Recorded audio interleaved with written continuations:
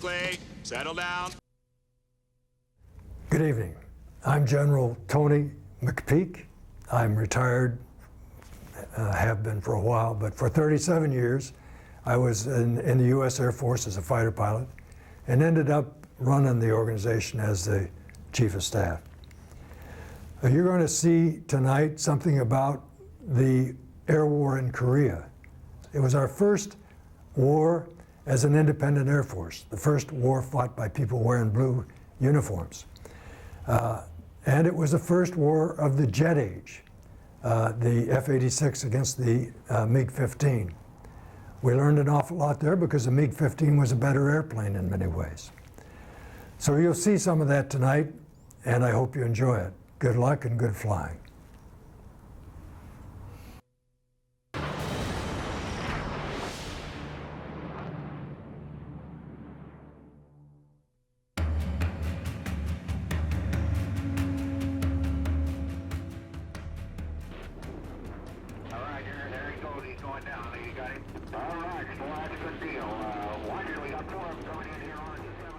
Korea was the first jet-on-jet war in military history, but it was not the first time jets saw combat.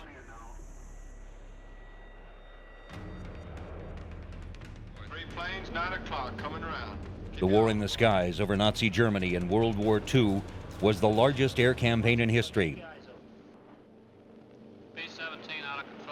In the early days of the war, the German Luftwaffe ruled the skies. From the Atlantic to the Ural Mountains, from Norway to North Africa, German air power crushed its foes and made blitzkrieg by the Panzer forces possible. But by the fall of 1944, it was a different story. More than 100,000 Luftwaffe aircraft were lost between 1939 and 1944, while 320,000 pilots and aircrew were killed and 230,000 seriously injured. Not only had Germany lost its air superiority, lost in all theaters by 1944, but many of the aircraft that remained in frontline squadrons were outclassed by their Allied counterparts. Yet the fact remained that if the German command had exploited certain technological advantages its Air Force enjoyed, they might have made an appreciable difference in their military fortunes.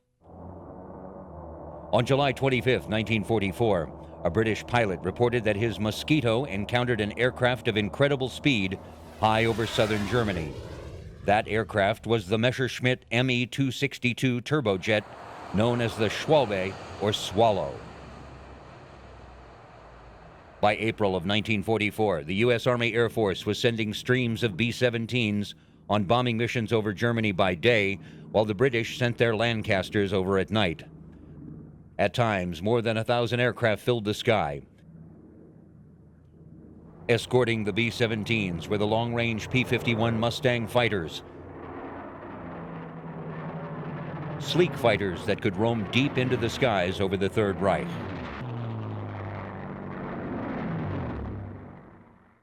Hermann Goering and his staff hoped that they would be able to deploy the Me-262 at just the right time to take on the deadly P-51s and put a serious hitch in the Allied strategic bombing campaign over Nazi Germany.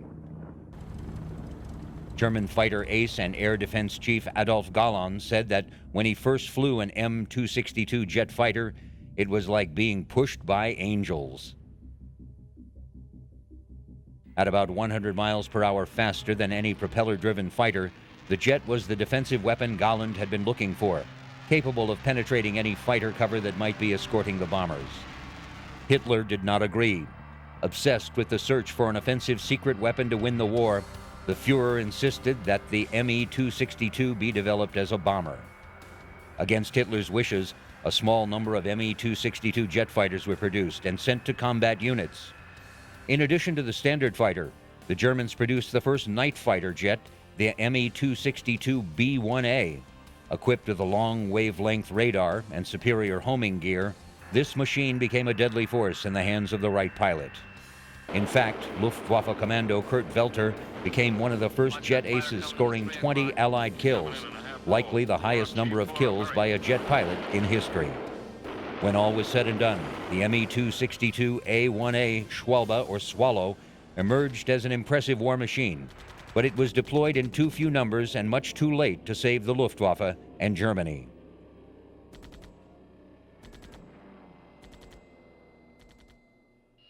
Great Britain emerged from World War II with a decided head start in jet technology.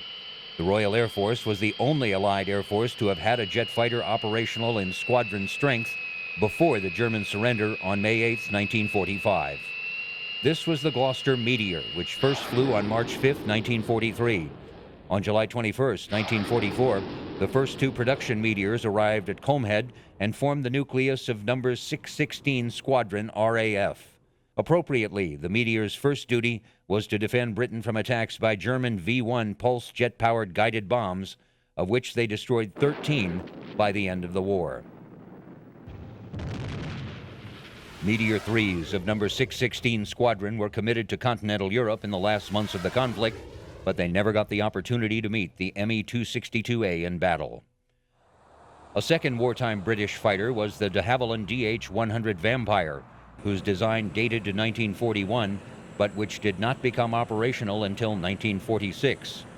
Unlike the twin-engine Meteor, the Vampire had a single de Havilland Goblin II jet engine.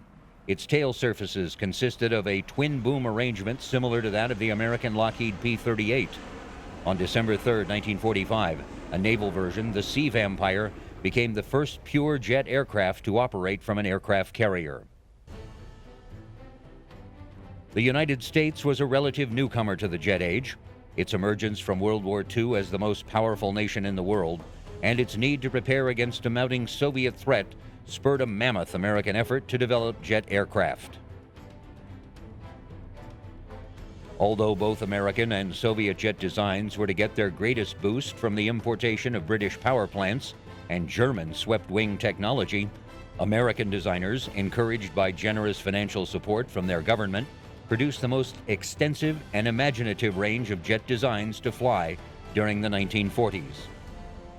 The United States entered the jet age on October 2, 1942, when the Bell XP-59 made its first test flight from Muroc Dry Lake, now Edwards Air Force Base.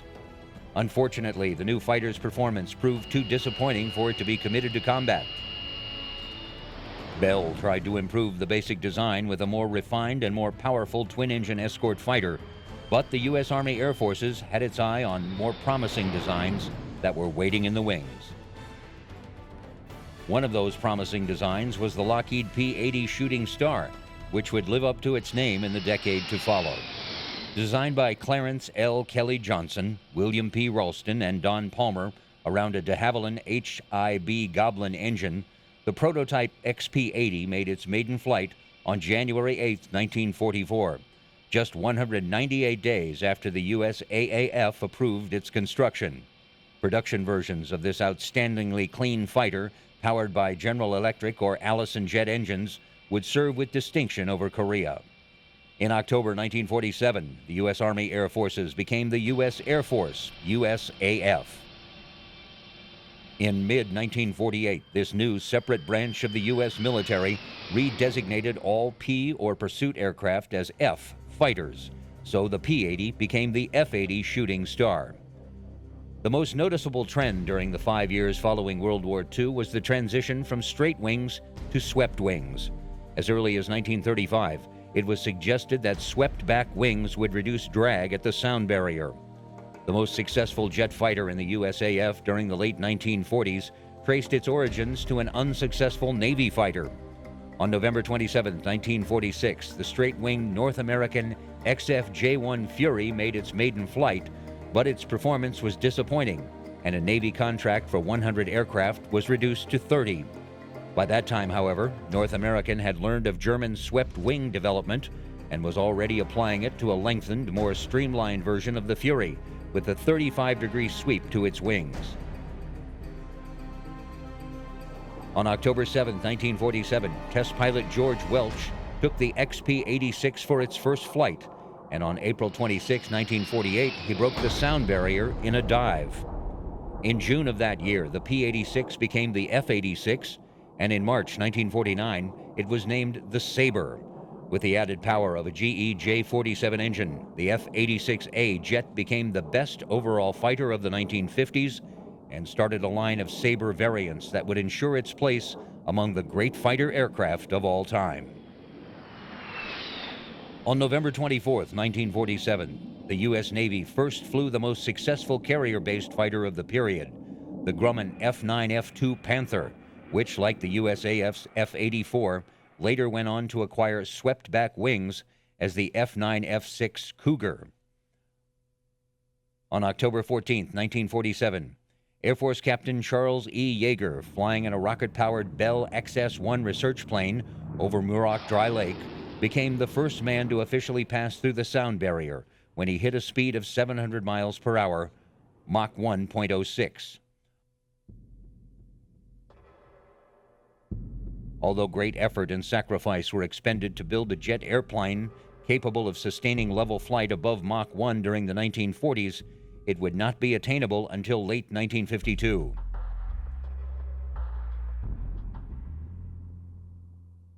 If any major power felt left behind at the onset of the jet age, it was the Soviet Union. The first turbojet-powered flight to be conducted in Soviet airspace was made on August 5, 1945, when Colonel Andrei G.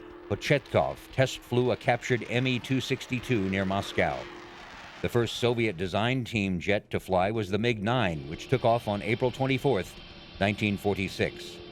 The MiG-9 was a completely original design, a mid-wing monoplane with two BMW 003 jets mounted side by side. Similar in performance to the Gloucester Meteor, the MiG-9 had a better thrust-to-weight ratio, but higher wing loading. As had been the case with the Americans, British jet engines and German research into swept-wing configuration radically accelerated Soviet jet development. In 1946, the British government allowed the export to the USSR of Rolls-Royce Derwent and Nene engines, as well as technical drawings, which the Russians promptly placed in licensed production as the RD-500 and RD-45, respectively. Renewed efforts were then made to take advantage of these new developments. With the British engine in hand, Mikoyan and Garovich built an original swept-wing fighter around one of the imported British Nenes, the I-310, which first flew on December 17, 1947. Production using the RD-45 engine quickly followed under the designation of MiG-15. The MiG-15 was a distressing surprise to the West. The late 1940s had not yet established the definitive configuration for jet aircraft, but they had seen the genesis of its most fundamental elements. The decades to follow would see those fundamentals refined and expanded as man's quest to fly greater loads farther, higher, and faster applied itself to the jet age and the war in Korea.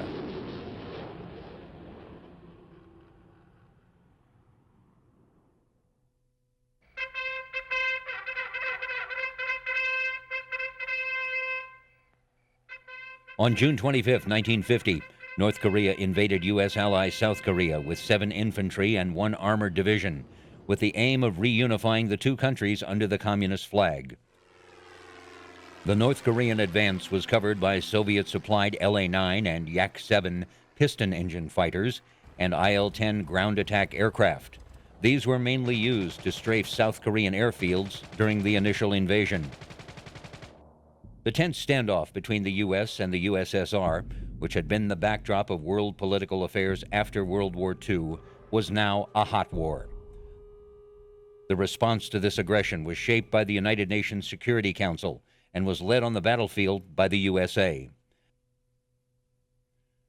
The UN had proclaimed the North Korean attack a breach of world peace and requested member nations to assist the Republic of Korea. The government of the United States immediately sponsored a resolution in the United Nations to provide military aid to the embattled nation.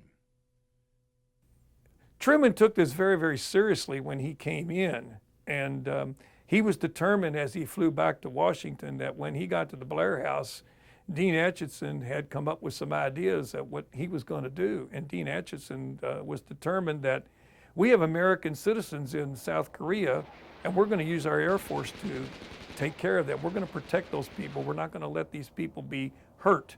So can we use the American Air Force? And Truman said yes.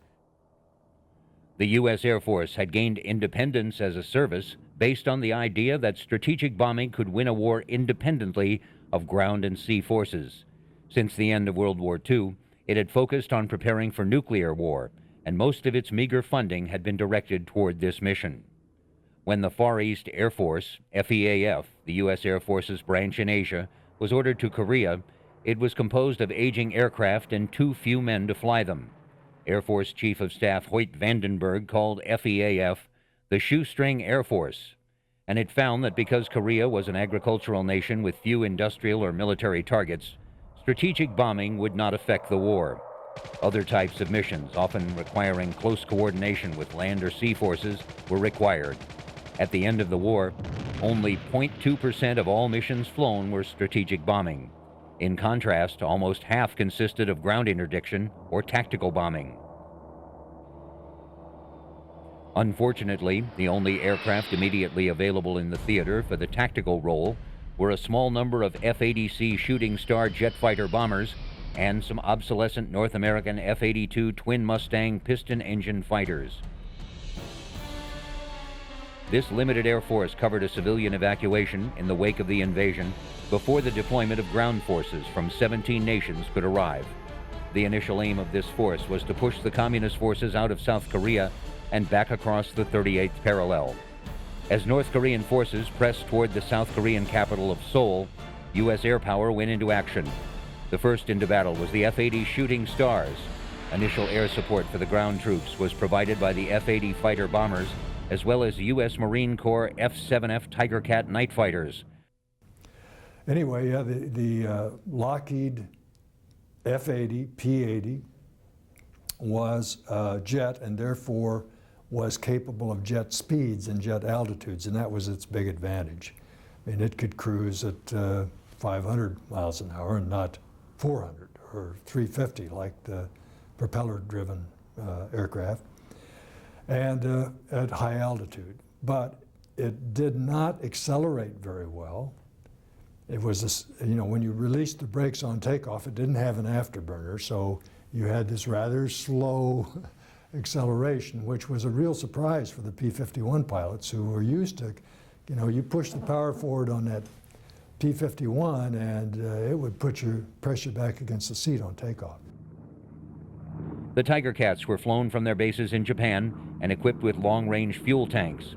Without these planes, the meager UN forces would have easily been pushed into the sea. Air interdiction was the key in those early days of the conflict, especially as there were very few roads or railroads leading from the north to the south.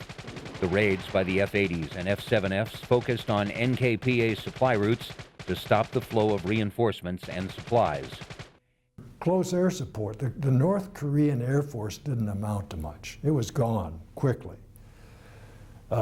After the Chinese entered the war, then we had to fight with the Chinese and Russians. And not much was written about or said about the Russians who we fought in Korea. But one of them was the leading ace on both sides. You know, he claimed like 30 kills or something like that. I'd have to look up his name. But the Russian Air Force produced more aces in Korea than we did. In the post-war era, when we got a hold of the records and read all about this, it was quite interesting. We were actually fighting Russian pilots, Russians and Chinese. So by the time the Russians and Chinese got involved, we were out the other side of the P-80 period. I mean, I know a guy who actually has a MiG kill in a P-80, F-80, but not very many. Most of the air combat was F-86s versus MiG-15. In the beginning, NKPA tanks were particularly easy to find as they were not escorted by anti-aircraft guns.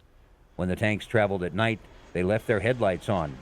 The interdiction effort was successful. NKPA fuel tanks on the front lines went empty, and troop rations were reduced from rice, fish, meat, and vegetables to merely rice. When the Chief of Staff of NKPA's 13th Infantry was captured in September 1950, he testified that half of our personnel had lost the stamina necessary to fight in mountainous terrain because of these air attacks on their supply lines. On June 27th, the first jet fighter combat by American fighters occurred when 4 F-80Cs shot down 4 NKAF IL-10s, while elsewhere F-82Gs destroyed 3 Yak-9s.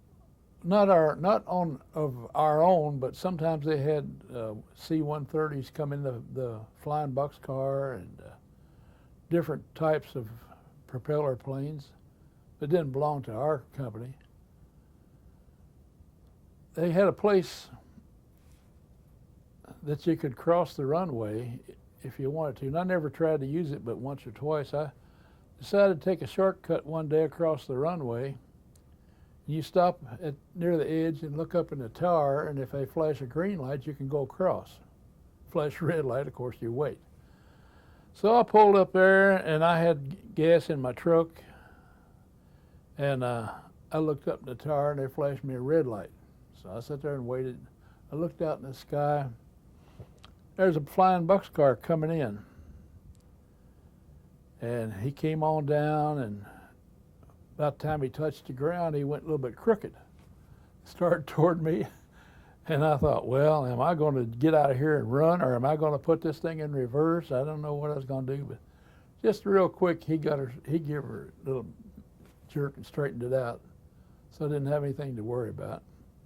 And in a minute, they flashed me a green light, and I drove on across. The F-9F Panther brought the jet age to the U.S. Navy. Although not the Navy's first carrier jet, it was the first carrier-based jet fighter to see combat. Extensively used on ground attack duties in Korea, the Panther was a fine warplane in the hands of a trained pilot. Its structural strength, the trademark of the Grumman Iron Works, helped Marines enormously as they flew Panthers through gunfire to attack ground troops in Korea. In spite of the fact that a Panther gained the U.S. Navy's first jet kill, a MiG-15, in late November 1950, the F-9F was seriously outclassed by the swept-wing F-86 Sabre and the MiG-15, which were then beginning to enter into service. But for the naval aviators and Marines who flew her, she was the right aircraft at the right time.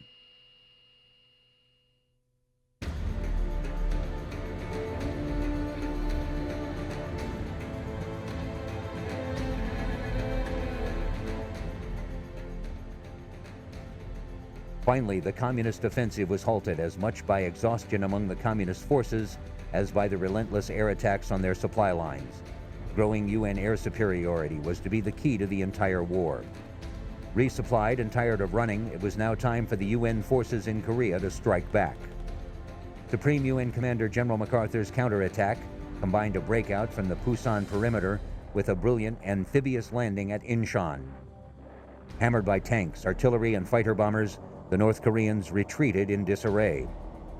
In 5 days of textbook-style campaigning, the 8th Army broke out of Pusan and closed on the approaches of Seoul, the South Korean capital.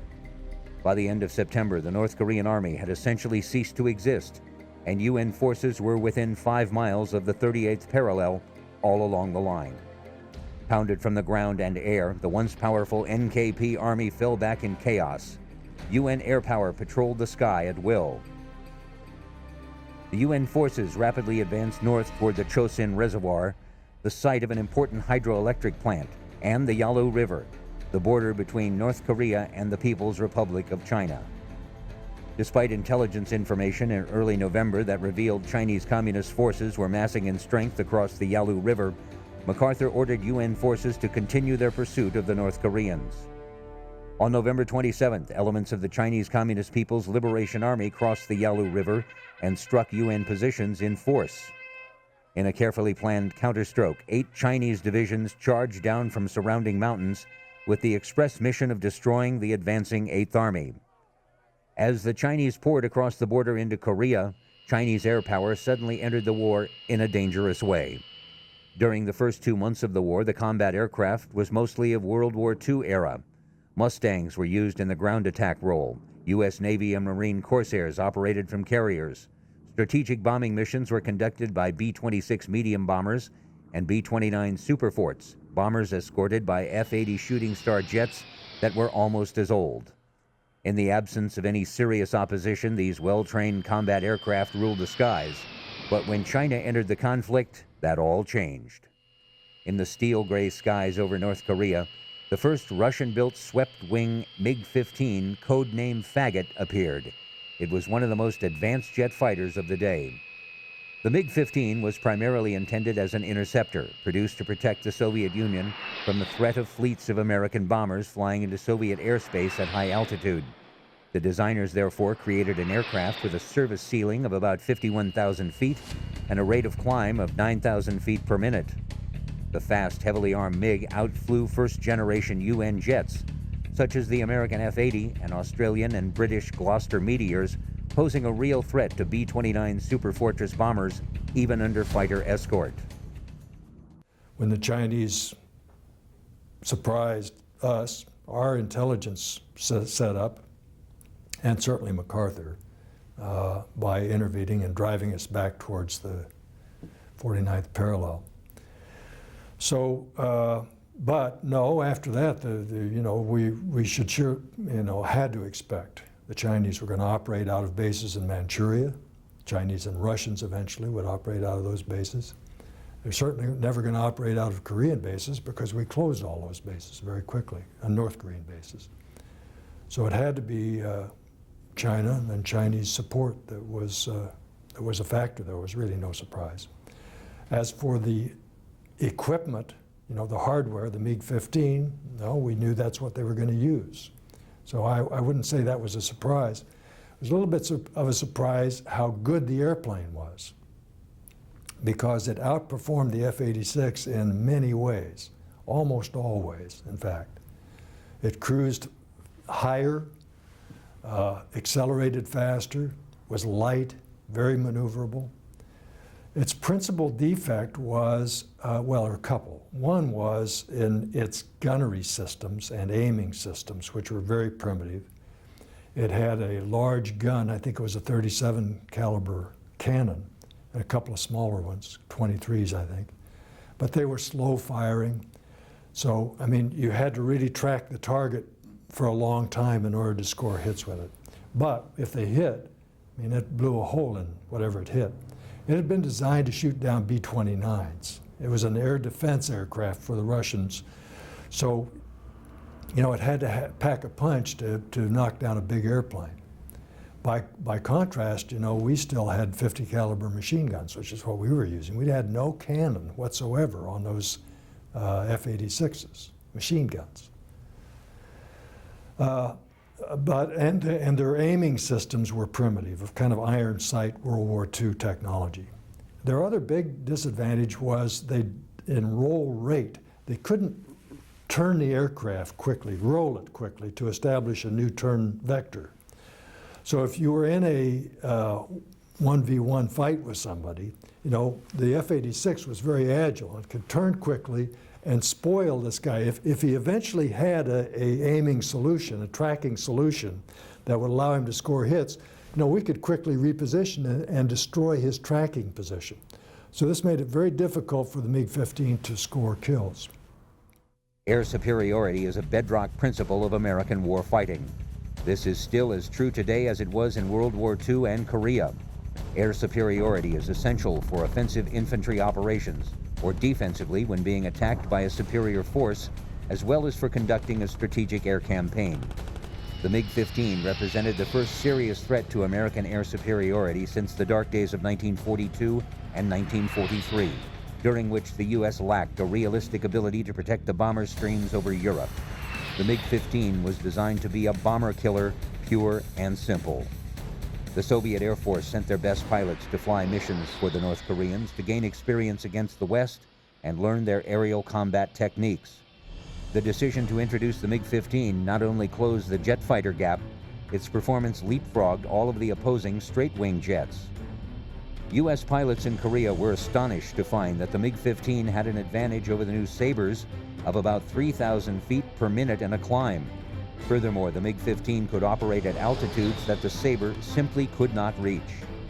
The MiG-15s proved very effective in its designed role against formations of B-29 heavy bombers, shooting down numerous aircraft. When a North Korean pilot defected with a MiG-15 in 1953, no less a person than Chuck Yeager, the first man to break the sound barrier, was flown out to Japan to look it over. He found nothing revolutionary, just a tough, agile, and well-designed aircraft with a suitably powerful engine.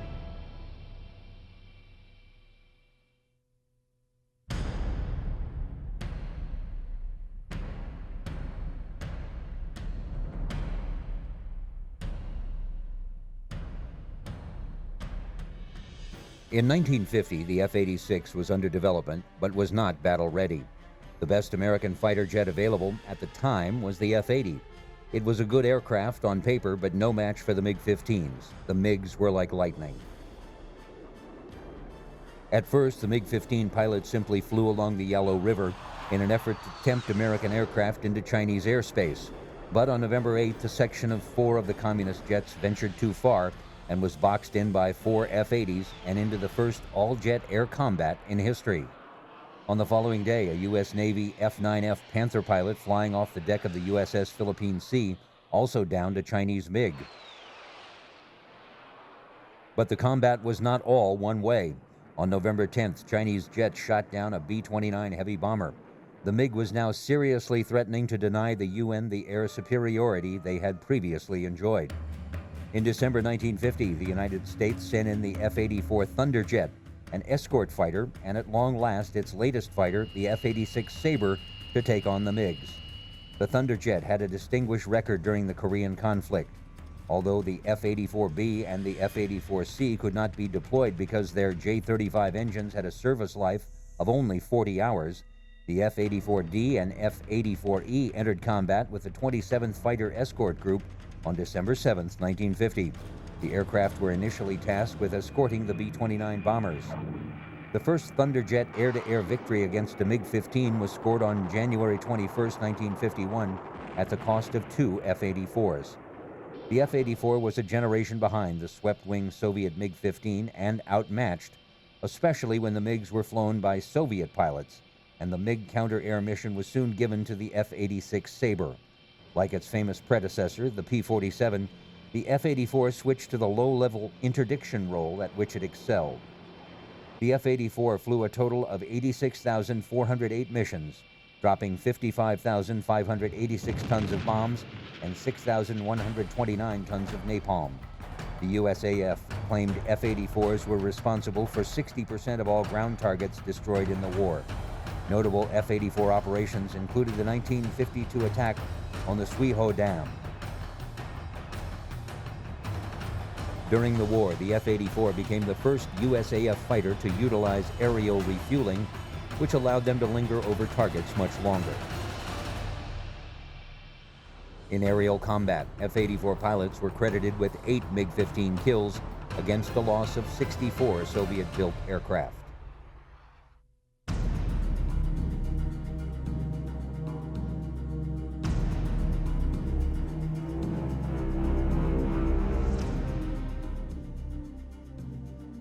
In mid-December 1950, the Korean front stabilized near the 38th parallel, and the Sabre-equipped 4th Fighter Interceptor Wing arrived at Kempo airfields outside Seoul. The Sabre represented many firsts in technology and design. Swept-wing configuration had become a standard for jet-powered aircraft. The then revolutionary but now commonplace flying tail allows the aircraft excellent maneuverability at high altitudes. In addition, the Sabre employs a hydraulic system for the movement of the flight controls, eliminating the excessive control stick forces necessary to maneuver other types of airplanes at high speeds.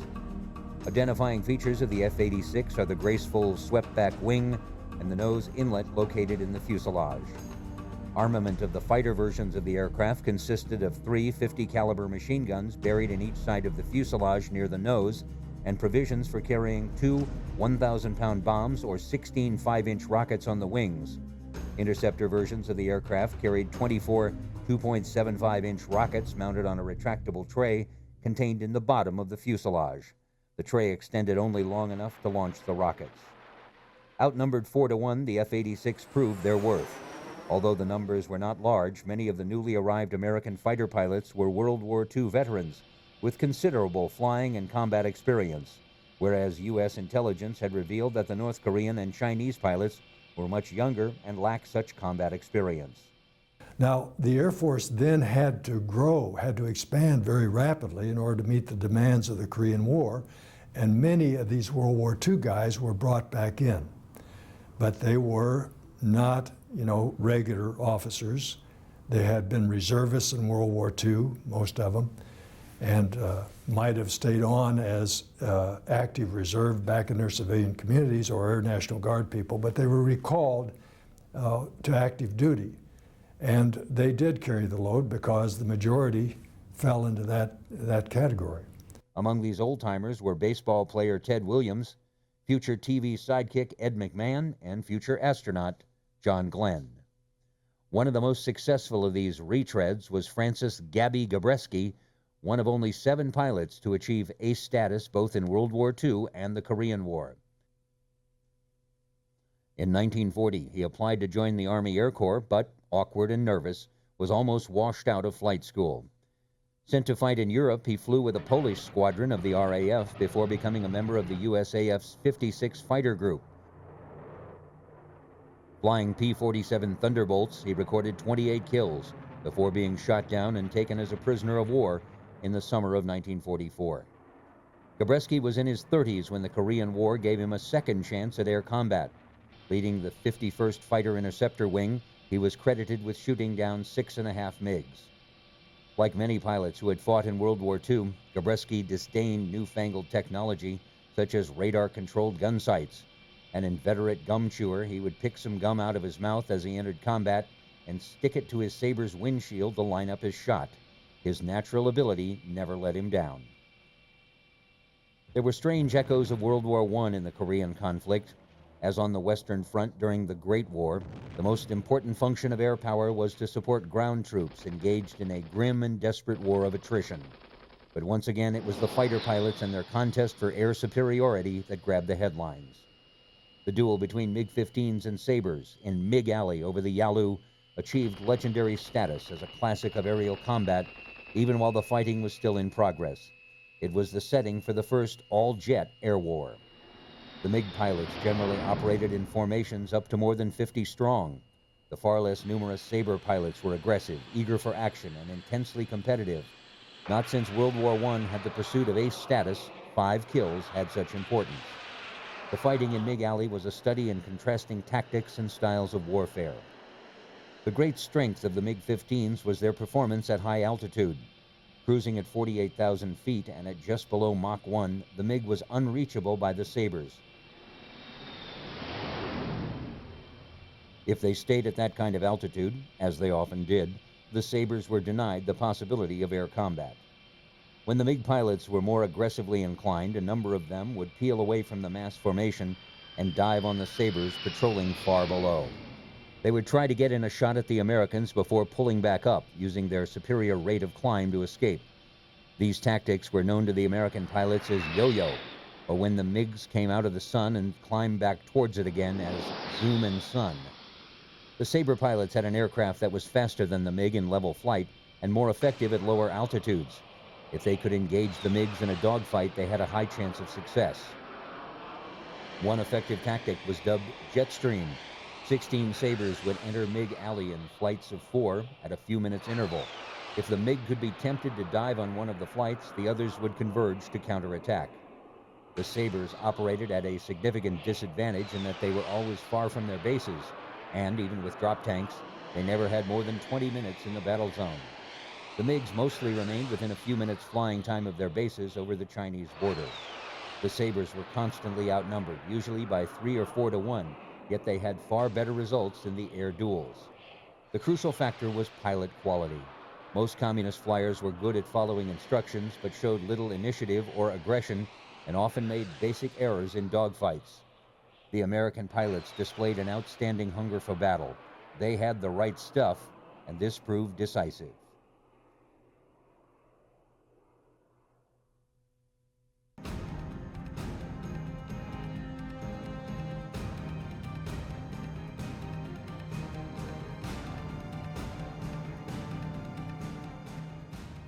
In January 1951, the United Nations ground forces mounted a counterattack from their line of their furthest withdrawals. They pounded their way from below the 38th parallel and through the Iron Triangle. In support of the ground forces were the Marines and their F-9F Panthers. But the Marine Corps is really the only service that is totally self-supporting. We have our ground troops, we have our helicopters to get them in and get them out, we have our jets that provide close air support and make strategic strikes, and we don't have to really, well, I guess we rely on the Navy to get us there. to venues where we need to be. But we basically support our own. Close air support by F-9F Panther jets brought in a new discipline which took into account the aircraft's high speed and reduced range. There was also concern about the Panther's shallower dive angle because of the jet's higher speed. This reduced angle increased the fighter's exposure to its own bomb fragments after delivery. From the Navy and Marine Corps standpoint, air-to-air action was sporadic, with the Air Force seeing most of the engagements against communist aircraft. At first, the enemy seemed reluctant to commit its few modern MiG-15 fighters and sent in World War II veterans like Yak-9 fighters and IL-10 ground attack bombers. Corsair pilot Captain Philip C. DeLong shot down 2 Yaks on April 21, 1951, while his wingman, First Lieutenant Harold Dye, accounted for 2 others. DeLong was already an ace in the Pacific with 11 Japanese kills. The Communists also increased their force of MiG-15s by activating a 2nd regiment equipped with the improved MiG-15 BIs. At once, the tempo of air combat increased and formations of 80 enemy jets were frequently sighted. One of the war's biggest single combats was fought on October 22, 1951, as 8 B-29s, escorted by 55 F-84s and 35 F-86s, were bombing Namsi. Suddenly, 100 MiGs appeared and boxed in the escorts as 50 other MiGs made for the bombers. They managed to shoot down 3 of the bombers and severely damaged 4 others. 6 MiGs were shot down and 1 F-84 was lost. As the spring and early summer of 1953 proceeded, the Marine squadrons kept up the pressure, flying countless sorties against enemy lines and installations. Sometimes their attention made the difference between a communist victory and an outpost remaining in Marine hands.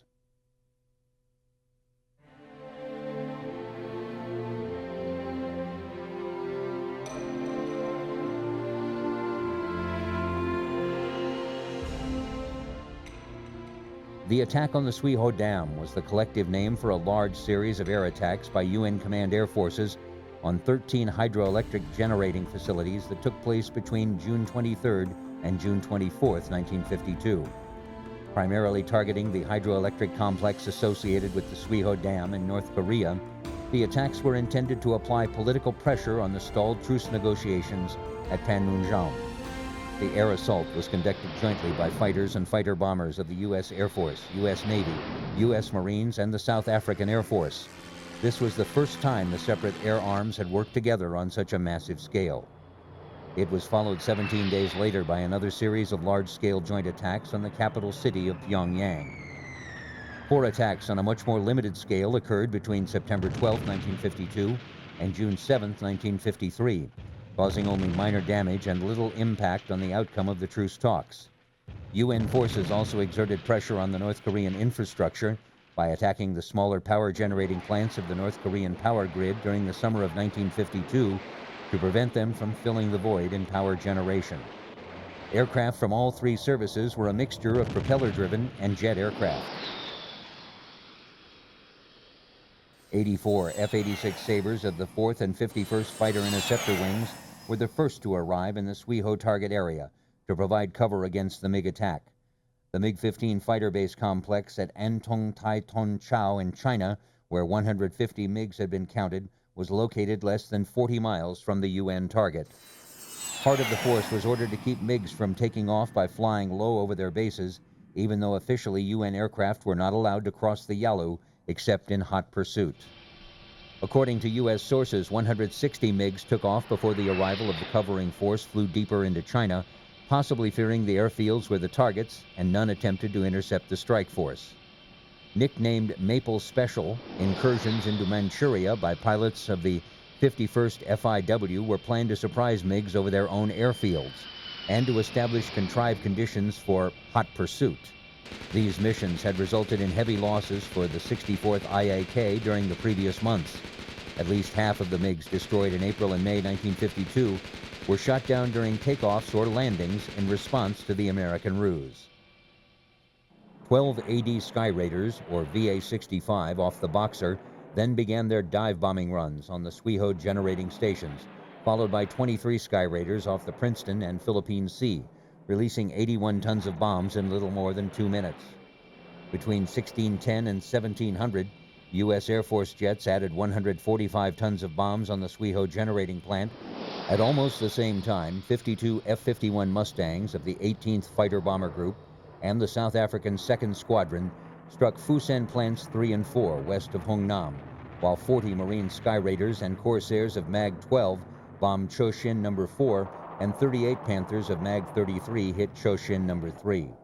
The lower Fusen plants in the Kyosen complex were bombed by 102 Corsairs, 18 Sky Raiders, and 18 Panthers off the carriers. In all, on June 23rd, Task Force 77 flew 208 strike sorties and the FEAF 202. Most of the targets were restruck the next day, June 24th, in both morning and afternoon missions. I know in those years, 52 and 53, we did attack water systems. The ones I know about more than along the Yalu River were in central North Korea, where we flooded the rice paddies and essentially destroyed the agriculture. When I say we killed millions of North Koreans, most of them starved to death. They weren't bombed to death, but we managed to destroy the agricultural infrastructure in North Korea. That's what I say they haven't fully recovered from. Approximately 90% of North Korea's power production capacity was destroyed in the attacks, with 11 of the 13 generating plants put totally out of operation and the remaining 2 doubtful of operating. For 2 weeks, North Korea endured a total power blackout.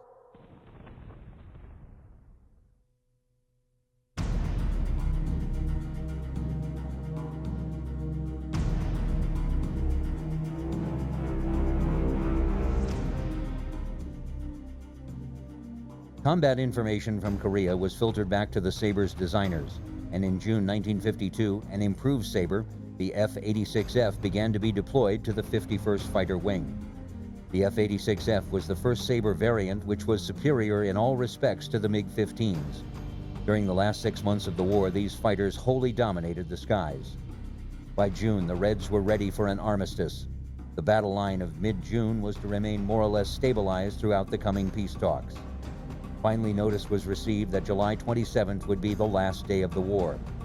Even as the 7,000 men of the 1st MAW prepared to stand down, the wing's aircraft flew 222 sorties on that day.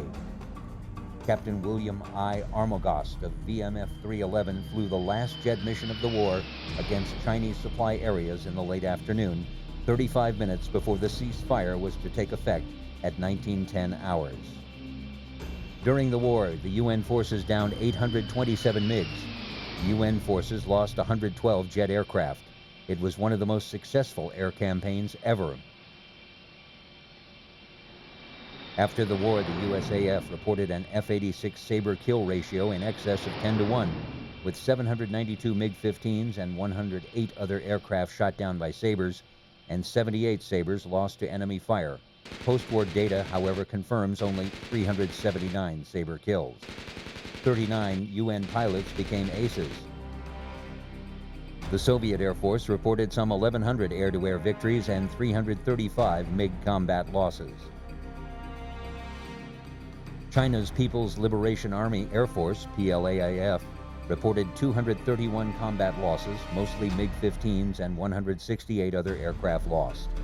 The KPAF reported no data, but the UN command estimates some 200 KPAF aircraft lost in the war's first stage and 70 additional aircraft after the Chinese intervention. The USAF disputes Soviet and Chinese claims of 650 and 211 downed F-86s, respectively, as more recent U.S. figures state 230 losses out of 674 F-86s deployed to Korea. The differing tactical roles of the F-86 and the MiG-15 may have contributed to the disparity in losses. MiG-15s primarily targeted B-29 bombers and ground attack fighter bombers, while F-86s targeted the MiGs. In the context of Korea, the initial deployment of the MiG-15 threatened the ability of the U.S. to conduct a strategic air campaign. Without the deployment of the F-86, the U.S. would not have had an interceptor capable of countering the MiG and protecting the bombers. In Korea, the strategic air campaign was not that important. There weren't that many targets to hit. In the ground attack role, which was far more important in Korea, the U.S. already had superior aircraft types. The strategic air campaign that was conducted, much like in Vietnam a generation later, was designed to force the Chinese and the NK to the negotiating table. This would have eventually happened regardless of the effectiveness of a strategic air campaign. Neither China nor the U.S. wanted to get bogged down in a never-ending Korean War.